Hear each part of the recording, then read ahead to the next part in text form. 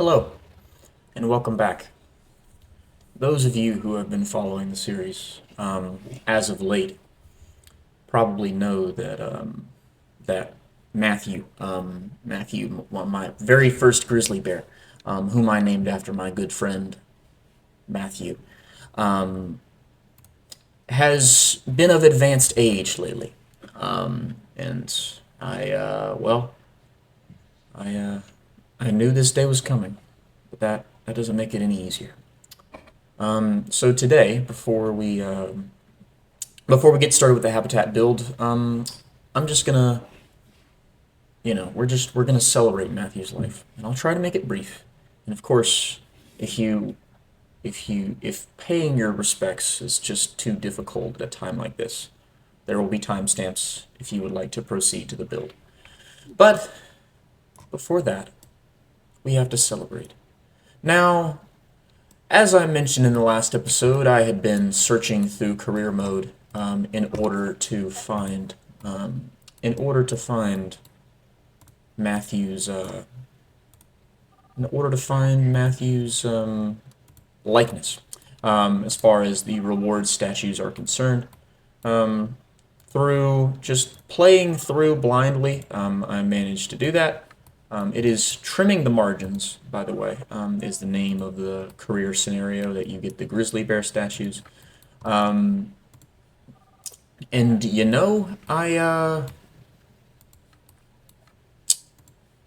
mean, I'm not gonna lie. There's a whole bit of very sad and very upsetting lore pertaining to that scenario that honestly deserves its own moment of reflection. But we're not gonna worry about that right now. Right now, we're going to gather some esteemed guests to honor Matthew's life and celebrate it. Now let's see here. I will say that Matthew's beloved, his mate Emily, is still alive and kicking. She is 39 years young. But yeah, she's still going. But that's not who this is about. This is about Matthew. And oh, they're tired. Well, you know what? You can get over it. This is important. But once we gather the guests here today, I'm going to say a few words. I have some notes on a napkin. And then I've put together a little slideshow to celebrate Matthew's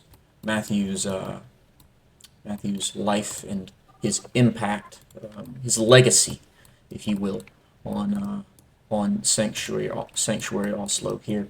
We should have just about enough. Need to kind of reach. Yeah, you know what? You like bears? Well, gather your children, because they're about to learn what death is. And I hate that Matthew's not going to be coming back to us. I hate it, but they say you die twice. First is when you leave this earth, and the second time is the last time that somebody mentions your name. And my goal is to make sure that Matthew only has to die once. So, we have our lovely people here, most of which are not facing the right direction. But if I press play, they're just going to scatter. So, without further ado, I'm going to say a few words. So, Matthew the grizzly bear was born in Flower Pot Zoo in Oslo Sanctuary's 53rd year of existence, hence the soul potted plant here at his memorial. He was born of the parents Zane and Maple grizzly bear, and he and his beloved Emily parented 3 cubs throughout their time here at Oslo Sanctuary of the names Willoughby, Hemison, and Kylene. He had one daring escape in which he managed to get over the climb-proof fence thanks to a nearby bald cypress tree. And he loved the water, hopping in for a swim so that all the guests could see once every in-game month or so. He had a very, very low immunity statistic, but let's not get that confused for his resiliency, which was very high. Matthew, you will be missed, and you always, and I mean always, will live on in our hearts.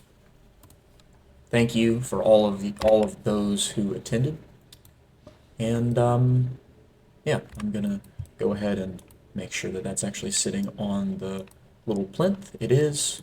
That's delightful. Now we will just, I guess, observe, like I said, a short slideshow celebrating his time here with us, and not long enough it was. I'll talk to y'all momentarily.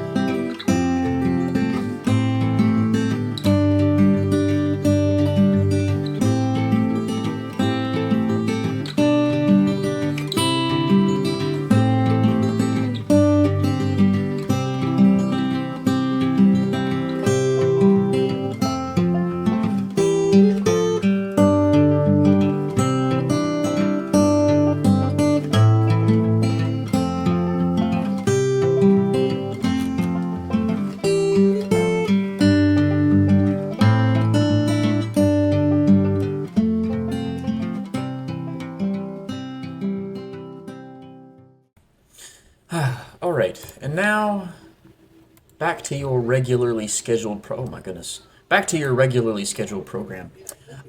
So today, what habitat are we going to be building today? Well, to be quite honest, I haven't quite decided as of the start of this recording, but I'm thinking one of two things. The first is to fill this particular space right here. The second is to fill the other half of this little area back here. I'm not quite sure which one I'm going to do, so I'm just going to talk it out for a second. Now, this would be a cougar habitat. I decided that's what's going there. So yeah, cougars. I'm also probably going to fill in this area with something today as well. I'm not sure what that's going to be. Maybe like a little information stand in a restroom. Maybe put in some picnic benches and stuff around here. I don't know. Or honestly, I don't know. Maybe like a couple food trucks. I don't know. But either way though, either that or what I'm actually leaning towards is doing this one. And this would be a hyena habitat.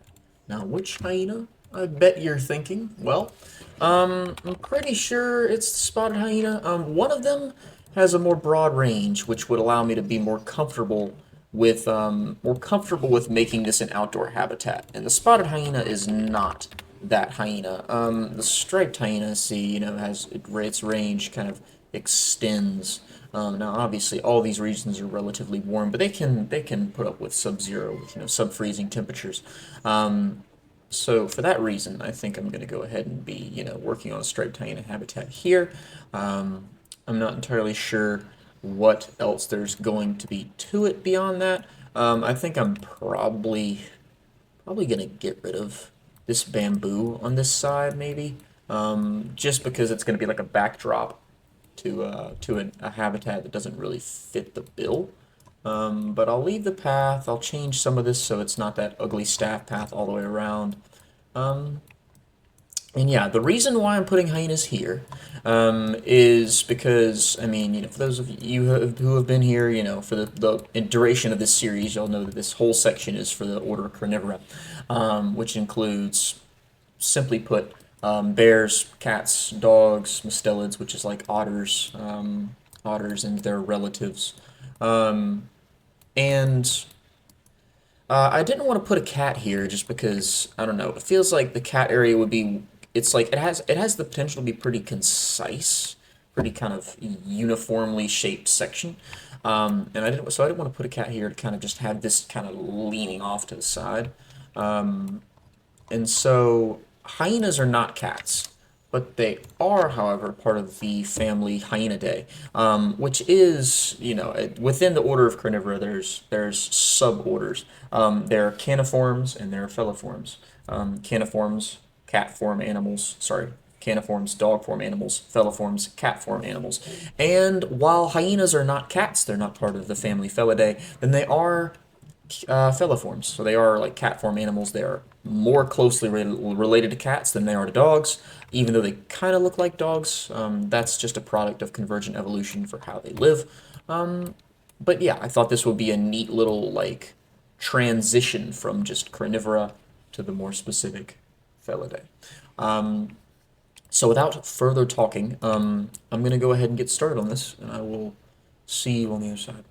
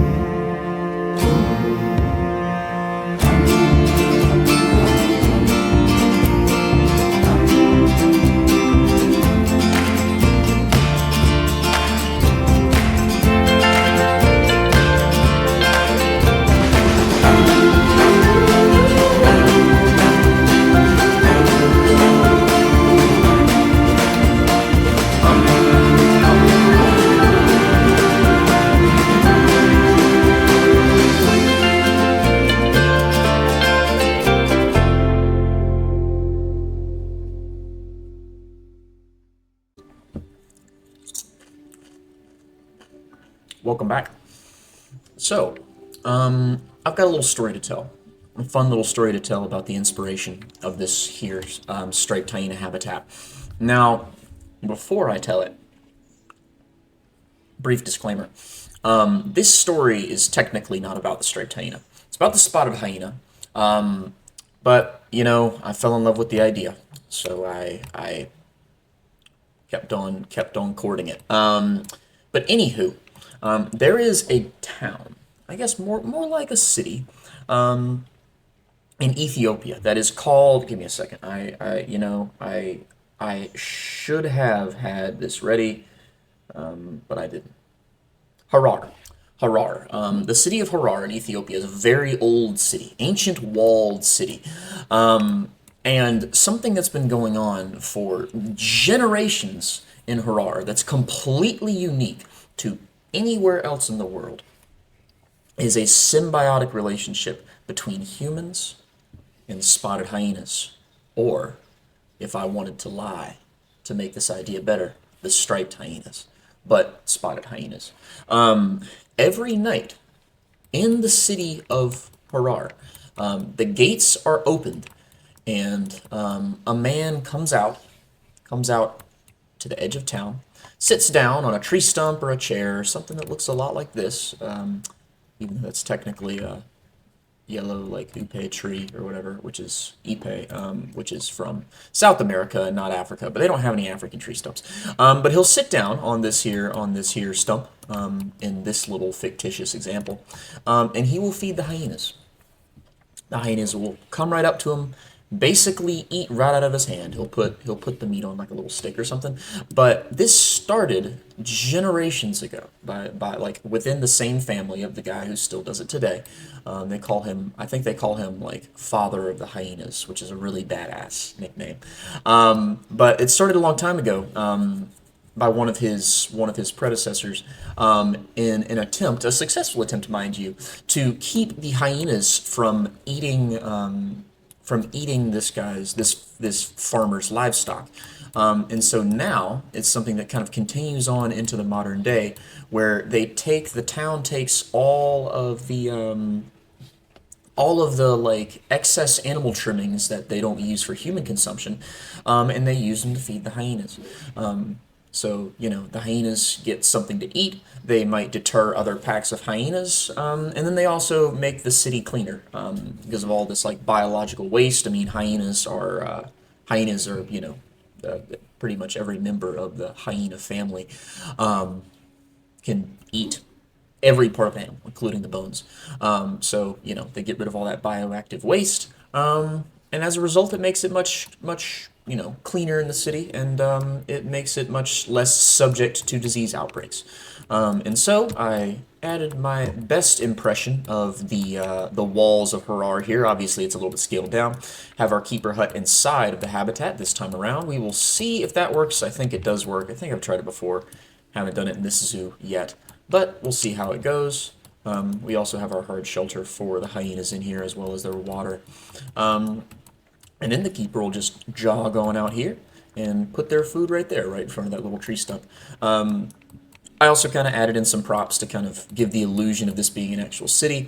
And beyond that, it was pretty boilerplate. I was really pleased with how this viewing gallery turned out.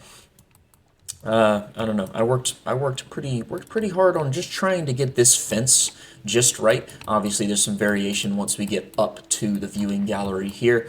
But I am going to be putting this fence, this custom fence right here. I'm going to be putting it on the Steam Workshop. So I will include links in the description below. If any of y'all would like to use this fence or take it, modify it, however much you want to, and then use that version of it, I don't care. That's up to you. But anyway, yeah, so that's another habitat in the books. I will say that this one is perhaps going to be a little bit harder to get the veterinary research done, because the gate is here and there's no open spot nearby for the veterinary like research center. Little pro tip: if you are building in Animals Habitat and Franchise mode, an animal that you haven't built for before, then put the Veterinary Research Center right next to the gate, like literally right next to the gate. I think it makes the research more effective, but at the very least, it actually like it way cuts down the commute time and it makes your research go way faster, like way fast. Like it's not even like seriously, like you let the game run and like you'll be through like 3 levels of research in like 10 minutes. Like it's stupid. But I'm not gonna be able to do that here because I don't really have a spot for it unless I wanted to kind of move these plants and maybe try and stick it right there. Honestly, that might be what I do. But anywho, I will. With that, I will. I will depart. And I will see all of you lovely people. And next time, bye bye.